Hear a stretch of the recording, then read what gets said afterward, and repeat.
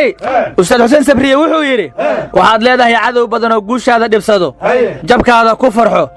waxa jira nacab aan farxadda ku quurin oo jecel inaad murug iyo walbahaar ku noolaato waxa badan dad aad malaynayso inay ku jecel yihiin balse caqabad ku ah horumarkaada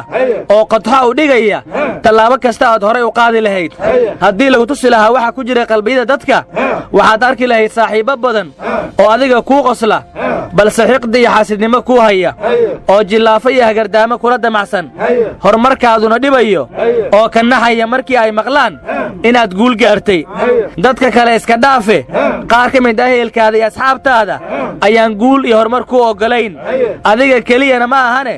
ee Soomaaliya oo dhan ayaa horumarka loo diidan yahay ee libaaxyada Afrika ayaan noqon lahayn haddii uu caalamku hagardaamada naga dayn lahaa haddii aad ka mid tahay dadka naxligaas iyo beentaas naftooda uga sheekeeya markii ay fashilmaan uqdad nafsi ayaa ku haya ee Allah ku caafiyo garaadkaada iyo damiirkaada ayay naga fiicayb ku tahay inaad iska dhaadhiciso in guushaadii horumarka lagu diidan yahay kaligaana ma ahane dad badan ayaa cudurkaas iyo cudadaas kula qabo waana sababta ay fanaaniin badan ugu heeseen nacabku weligii hadaalo nacabku ha isdaldalo nacab diida sameheena nacabka igu wiirsadow nacabka igu soo hirtow nacabka igu teedsan nacabka igu ladi waa iyo nacabku darbiyada ha jiiro